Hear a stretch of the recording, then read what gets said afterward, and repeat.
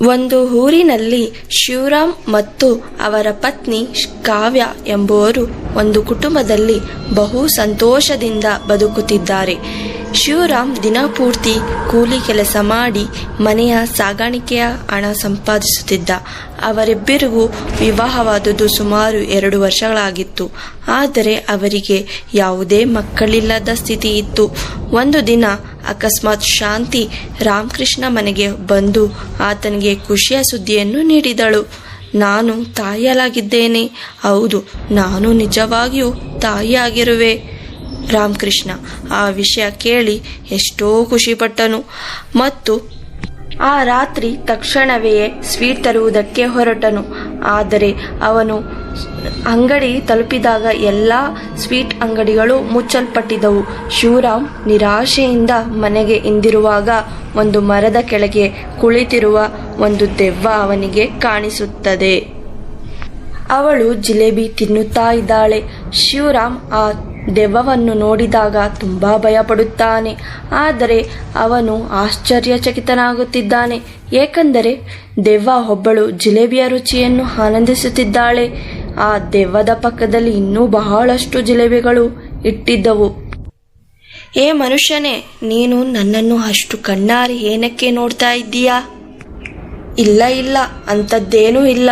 ನಾನು ಅದೆಷ್ಟು ಆಶ್ಚರ್ಯಪಟ್ಟು ನೋಡುತ್ತಿದ್ದೆ ಅಂದ್ರೆ ನೀನು ಹೇಗೆ ಅಷ್ಟು ಜಿಲೇಬಿಗಳನ್ನು ತಿನ್ನುತ್ತಾ ಇದೀಯಾ ಅಂತ. ನನಗೆ ಜಿಲೇಬಿ ತುಂಬಾ ಇಷ್ಟ. ನಾನು ಪ್ರತಿದಿನವೂ ಜಿಲೇಬಿ ತಿನ್ನಬಹುದು. ಹಾಗಾದ್ರೆ ಪ್ರತಿದಿನ ನೀನು ಈ ಜಿಲೇಬಿಗಳನ್ನು ಎಲ್ಲಿ ತೆಗೆದುಕೊಂಡು ಬರುತ್ತೀಯಾ? ಪ್ರತಿದಿನ ಸಿಗೋದಿಲ್ಲ. ಇದು ಯಾರೋ ಅವುಗಳನ್ನು ತೆಗೆದುಕೊಂಡು ಹೋಗುತ್ತಿದ್ದ. ನಾನು ಅವನ ಬ್ಯಾಗನ್ನು ಎಳೆದುಕೊಂಡು ಜಿಲೇಬಿ ತೆಗೆದುಕೊಂಡೆ.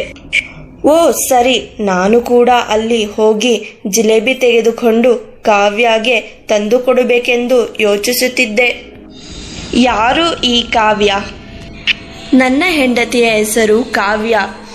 ಇವತ್ತು 2 ವರ್ಷಗಳ ನಂತರ ಅವಳಿಗೆ ತಾಯಿಯಾಗುತ್ತಿರುವ ಸಂತೋಷ ಸಿಕ್ಕಿದೆ. ನಾನು ಆ ಸಂತೋಷಕ್ಕಾಗಿ ಸ್ವೀಟ್ ಹುಡುಕುತ್ತಿದ್ದೆ. ಆದರೆ ಎಲ್ಲ ಸ್ವೀಟ್ ಅಂಗಡಿಗಳು ಮುಚ್ಚಲ್ಪಟ್ಟಿವೆ. ನೀನು ನನಗೆ ಇರುವ ಜಿಲೇಬಿಯಿಂದ ಸ್ವಲ್ಪ ನನಗೆ ಕೊಟ್ಟರೆ ಅವಳು ತುಂಬಾ ಖುಷಿಯಾಗಿರುತ್ತಾಳೆ. ಇದು ಕೇಳಿದ ದೆವ್ವ ಶಿವರಾಮ್ನನ್ನು ಕೋಪದಿಂದ ನೋಡುತ್ತಾಳೆ ಮತ್ತು ತಾನು ಹೊಂದಿದ ಜಿಲೇಬಿಯನ್ನು ಮುಚ್ಚುತ್ತಾ ಹೇಳುತ್ತಾಳೆ, ಅಯ್ಯೋ, ಎಷ್ಟು ತಿಂಗಳುಗಳ ನಂತರ ನನಗೆ ಇವತ್ತು ನನ್ನ ಮೆಚ್ಚಿನ ಜಿಲೇಬಿ ಸಿಕ್ಕಿದೆ. ನೀನೊಂದು ಕೇಳಿ, ನೀನು ಅದನ್ನೇ ನನ್ನಿಂದ ಕೇಳುತ್ತಿದ್ದೀಯಾ? ಯಾಕೆ ಕೊಡಲಿ? ನನ್ನದು ನಿನಗೆ.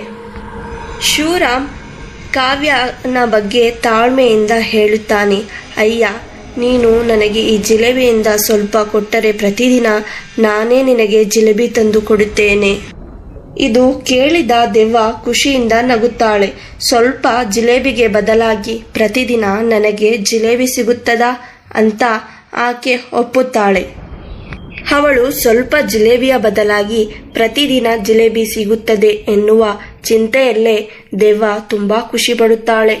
ಆದರೆ ನೀನು ನನ್ನೊಂದಿಗೆ ಸುಳ್ಳು ಮಾತು ಆಡಿದ್ದರೆ ಮತ್ತು ಈ ಜಿಲೇಬಿ ತೆಗೆದುಕೊಂಡು ಮತ್ತೆ ಮರಳಿ ಬರದಿದ್ದರೆ ಎಂದು ಕೇಳುತ್ತಾಳೆ.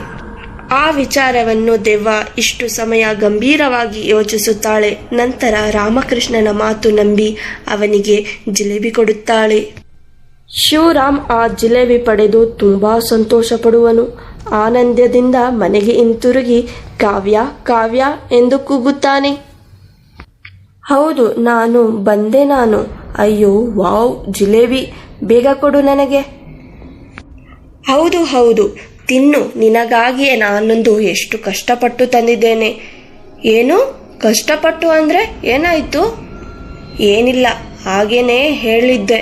ಓ ಸರಿಯಾಗಿದೆ, ಬೇಗ ತಿಂತೀನಿ, ಹೇಳ್ತೀನಿ. ಕಾವ್ಯ ಬೇಗನೆ ಜಿಲೇಬಿ ತಿನ್ನುತ್ತಾಳೆ ಮತ್ತು ಅದನ್ನು ತುಂಬಾ ಹೊಗಳುತ್ತಾಳೆ. ಸಾಮಾನ್ಯವಾಗಿ ಗರ್ಭಿಣಿಯರಿಗೆ ಅಂತ ಸಮಯದಲ್ಲಿ ಹಸಿ ತಿನ್ನಲು ಇಚ್ಛೆ ಆಗುತ್ತೆ. ಆದರೆ ಕಾವ್ಯಗೆ ಸಿಹಿ ತಿನ್ನಬೇಕು ಅನಿಸುತ್ತಿತ್ತು. ಆಕೆ ಆ ಜಿಲೇಬಿಯನ್ನು ತುಂಬಾ ಖುಷಿಯಿಂದ ತಿನ್ನುತ್ತಾಳೆ. ಎಲ್ಲವನ್ನು ತಿನ್ನಿ ಮುಗಿಸುತ್ತಾಳೆ. ಆಮೇಲೆ ಅವರು ಇಬ್ಬರು ಜೊತೆಗೂಡಿ ಊಟ ಮಾಡುತ್ತಾರೆ ಮತ್ತು ಖುಷಿಯಿಂದ ನಿದ್ರೆ ಮಾಡುತ್ತಾರೆ. ಮರುದಿನ ಶಿವರಾಮ್ ಕೆಲಸಕ್ಕೆ ಹೋಗುತ್ತಾನೆ. ಪೂರ್ತಿ ದುಡಿದು ಸಂಜೆ ಮನೆಗೆ ಬರುತ್ತಿರುವಾಗ ಅವನಿಗೆ ಜಿಲೇಬಿ ಮಾರುವವನು ಕಾಣಿಸುತ್ತಾನೆ. ಅವನನ್ನು ನೋಡಿದ ತಕ್ಷಣ ದೆವ್ವ ಬಗ್ಗೆ ನೆನಪಾಗುತ್ತದೆ. ಒಂದು ಜಿಲೇಬಿ ಪ್ಯಾಕೆಟ್ ತೆಗೆದುಕೊಂಡು ಮರದ ಬಳಿ ಹೋದ. ಅಲ್ಲಿ ದೆವ್ವ ಮತ್ತೆ ಕೂರಿದಳು. ನೋಡು, ನಾನು ಮಾತು ತಪ್ಪಲಿಲ್ಲ ಎಂದು ಜಿಲೇಬಿ ಕೊಟ್ಟ. ಅವಳು ಖುಷಿಯಾಗಿ ತಿಂದಳು. ಹಾಗೆ ಪ್ರತಿದಿನ ಶಿವರಾಮ್ ಆಕೆಗಾಗಿ ಒಂದು ಪ್ಯಾಕೆಟ್ ಜಿಲೇಬಿ ತರಲು ಶುರು ಮಾಡಿದ. ಕೆಲವು ದಿನಗಳು ಹೀಗೆ ಹತ್ತಿರವಾಗಿದ್ದವು. ಆದರೆ ದಿನ ಕಳೆದಂತೆ ದೆವ್ವನ ಆಸೆ ಹೆಚ್ಚಾಯಿತು. ಇಂದು 2 ಪ್ಯಾಕೆಟ್ ತಂದುಕೊಡು ಎನ್ನುತ್ತಿದ್ದಳು. ಒಂದು ದಿನ ಶಿವರಾಮ್ 3ನೇ ಪ್ಯಾಕೆಟ್ ಕೇಳಿದಾಗ ಅಂಗಡಿಯವನು ಶಂಕೆಯಿಂದ ಕೇಳಿದ, ನೀನು ಎಷ್ಟು ಜಾಸ್ತಿ ಜಿಲೇಬಿ ತಿಂತೀಯಾ? ಇಲ್ಲದ್ರೆ ಯಾರಿಗೆ ಕೊಡ್ತೀಯಾ?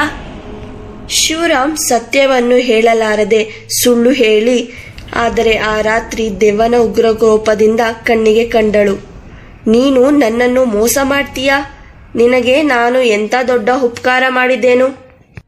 ಅವಳು ಗರ್ಜಿಸತೊಡಗಿದಳು. ಅಂದು ಶಿವರಾಮ್ ಬೆರಗಾದನು, ಹೆದರಿದನು. ಆದರೆ ಧೈರ್ಯ ಮಾಡಿ ಬಿಗುಬಿಗುವಿಂದ ಉತ್ತರಿಸಿದ, ನಾನು ಮುತ್ತಿದಾತಿ ಸುಳ್ಳು ಮಾತನಾಡಿದ್ದು ತಪ್ಪು. ಆದರೆ ನನ್ನ ಹೆಂಡತಿಯು ಗರ್ಭಿಣಿ. ನನ್ನಿಂದ ಸಾಧ್ಯವಾದಷ್ಟು ತರುತ್ತಿದ್ದೆ. ದೆವ್ವ ಏನು ಮಾಡದಿದ್ದರೂ ಅವನಿಗೆ ಒಂದು ಎಚ್ಚರಿಕೆ ನೀಡಿದಳು. ಇನ್ನು ಒಂದು ಬಾರಿ ನಿನ್ನ ಮಾತು ತಪ್ಪಿದ್ರೆ ನಿನ್ನ ಜೀವ ರೇಖೆ ಜಿಲೇಬಿಯಂತೆ ಸಿಕಾಯಿಸಿಕೊಂಡು ಹೋಗುತ್ತೆ.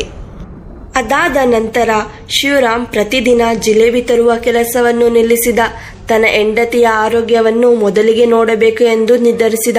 ಆದರೆ ಆಶ್ಚರ್ಯ ಎಂದರೆ ಜಿಲೇಬಿ ಬಾರದ ದಿನದಿಂದ ಕಾವ್ಯ ಮೈಭೂತಿಯಲ್ಲಿ ಬದಲಾವಣೆಯಾಗುತ್ತಾ ಹೋದವು. ಅಸ್ವಸ್ಥತೆ, ನೆಗಡಿ, ಜ್ವರ ಬೆರಗುಗೊಳಿಸಿದವು. ಒಂದು ರಾತ್ರಿ ಕಾವ್ಯ ಹಠಾತ್ ಎದ್ದಳು. ಅವಳ ಕಣ್ಣುಗಳು ಕೆಂಪಾಗಿದ್ದವು. ಅವಳು ಗದಗದಿಸಿ ಕೇಳಿದಳು, ನೀನು ಆ ಜಿಲೇಬಿ ಯಾಕೆ ತರುವುದನ್ನು ನಿಲ್ಲಿಸಿದೆ?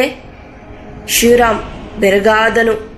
ಕಾವ್ಯ, ನೀನೇನಾಯ್ತು? ಅವಳು ನಿಧಾನವಾಗಿ ನಕ್ಕಿದಳು.